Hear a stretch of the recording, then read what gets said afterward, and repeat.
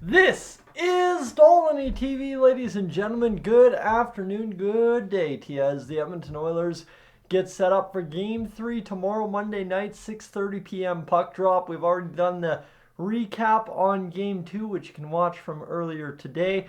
However, we need to take a look at a couple of things the Oilers will likely or could likely change for Game number 3 against the Dallas Stars.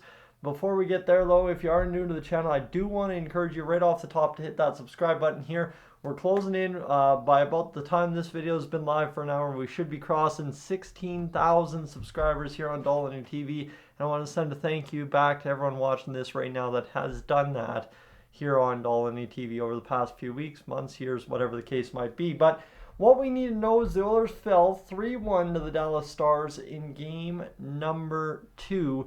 A defeat that kind of gives the Oilers a little tough look going into game number 3. Obviously looking once again take the lead. They did have a chance to take a 2-0 lead against Dallas, and that would have been absolutely awesome if they could have.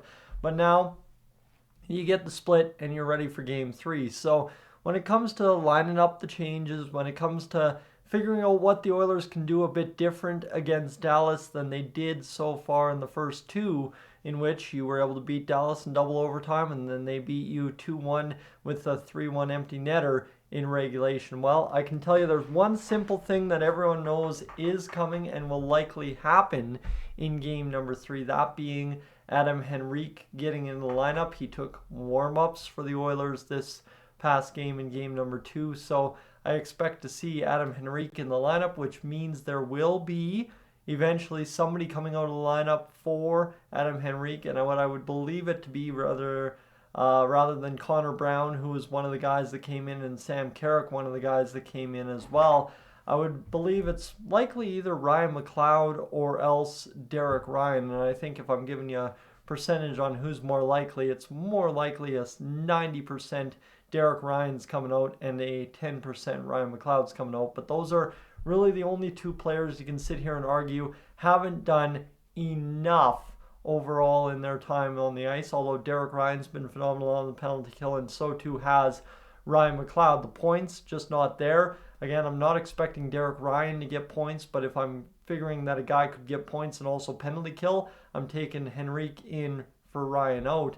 But I think there is a good segment of Oilers fans that would see or would be happy to see Ryan McLeod come out for Adam Henrique, which leaves the fourth line unchanged and allows the Oilers to continue rolling what has been, to a lot of people's surprise, a dominant fourth line over the past stretch of games for the Oilers in these NHL playoffs, at a time in which the games are only getting tougher. They're not getting easier, and Matthias Janmark, Sam Carrick, and of course Connor Brown seem to be excelling out there, shift in, shift out, setting up the next shift, and obviously the Oilers getting some good chances with them on the ice, and then the next crew guys coming over the boards. So that's the one big change that I think is very much so likely for the Oilers. Obviously, it'll depend on Henrique, and that will still probably be a game time decision.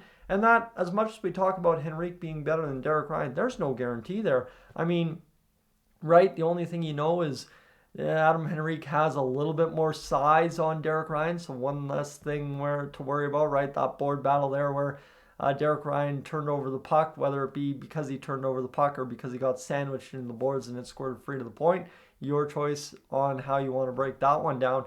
But for the Oilers, Adam Henrique a little bit more of a sturdier, bigger frame, and you'd hope that happens a little bit less with him on the ice. Although, right, with an injury, you can't guarantee that any bit whatsoever. So we'll see what happens. But the other change too that you might see for the Oilers, and this is just maybe a lot of fans that I've seen over the course of the past 24 hours, pretty much coming out of the game one, even past 48, 72 hours, I guess you could say.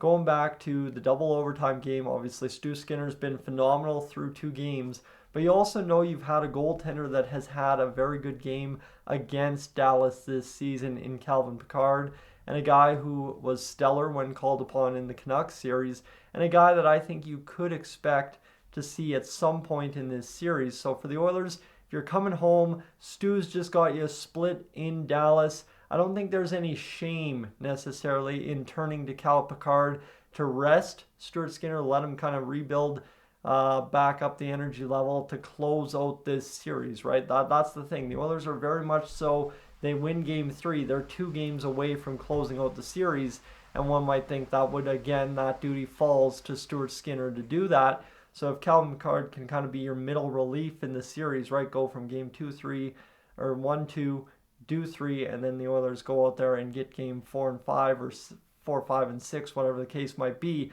There is an argument, not that it's necessarily the best argument, but there is an argument to be made for starting Calvin Pickard in game 3 simply because how you could line up the series if you get that win on the Calvin Pickard game. And for the Oilers, it really does come down to cashing in chances, right? They've had countless opportunities in front of Jake Ottinger over the first 2 games, and so far only have 4 goals to show for it. That said, Dallas only has 5.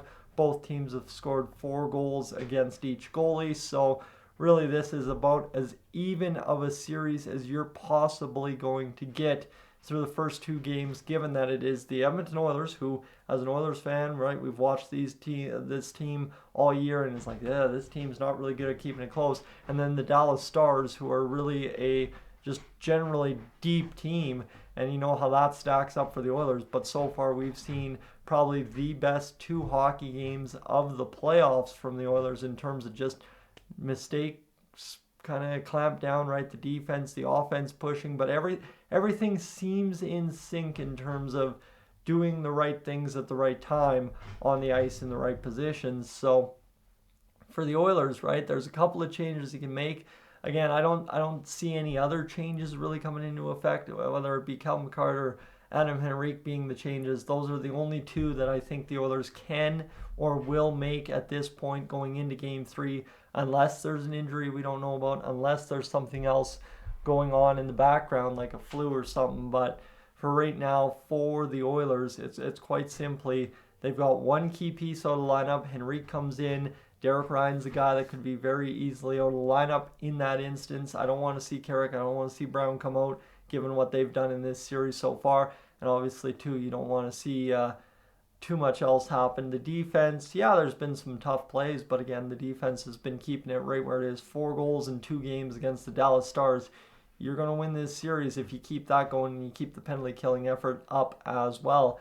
And that to be said, too. Like Stuart Skinner, Cal Pickard, again, I think as Oilers fans, we feel comfortable both have us when it comes to a playoff game. So looking forward to kind of seeing what Chris Knobloch and the coaching staff decide tomorrow for that one. Friends, that's just the 2 changes I really see happening here for the Oilers in Game 3. Obviously, Henrique would be a huge boost to the lineup if he is fully healthy and ready to go.